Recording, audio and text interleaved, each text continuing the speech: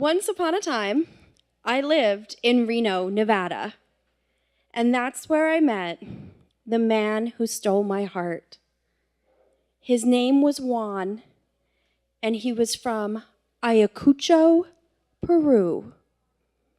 3 months after we met, Juan asked me to marry him. And there I was, in the Silver Legacy Casino, taking the biggest gamble of my life.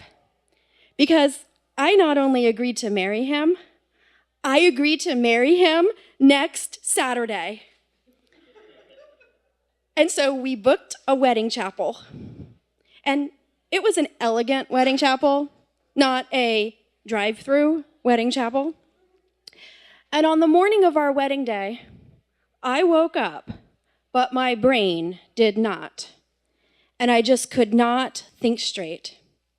But I was mindful of the time because I had a hair and makeup appointment at a salon that was booked, and the owner was coming in early just for me. Unfortunately, I was so out of it that it never dawned on me. Every time I checked my watch, it said 8:15 because the battery died. So I walk into this salon so thankful that I am not late.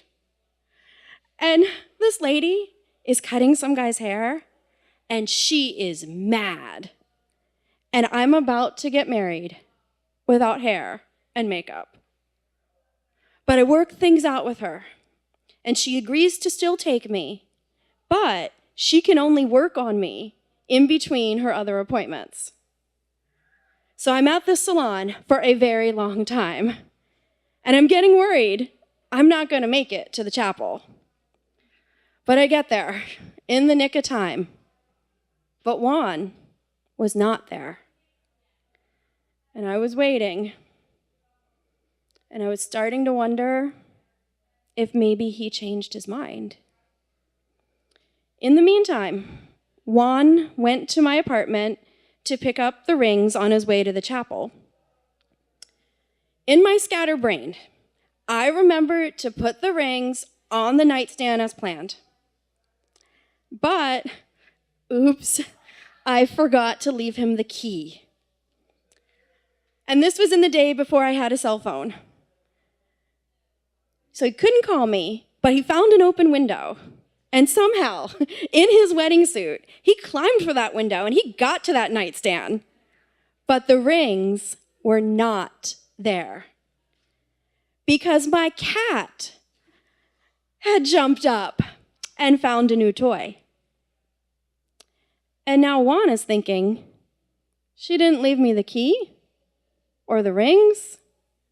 Maybe she changed her mind. But he didn't give up. He searched, and he found those rings behind the bed, and he made it to the chapel a little bit late. But the good news is, we were both there. The bad news? The bad news is the marriage license was missing. And the pastor told Juan, she can't marry us without a license. Wedding canceled. But Juan insisted we gave her that license when we made our appointment.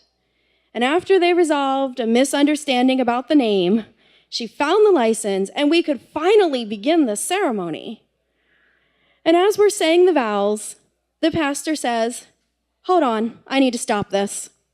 I've never been to a wedding that was stopped. But the pastor turns to Juan and she says, are you paying attention?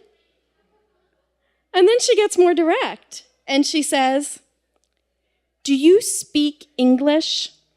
Because I can't continue unless you understand all the words. And so we swear to her that his English is good enough to earn a master's degree. And she agrees to continue, and minutes later, I became Michelle Macera. And after all the obstacles we overcame on that wedding day, we were prepared for anything life gave us. But at some point, we lost that perseverance. And divorce is very hard for me because I'll never find another love like that again. But even though we had a sad end, I'm proud to say we began as champions. And this story is my tribute to the love of my life.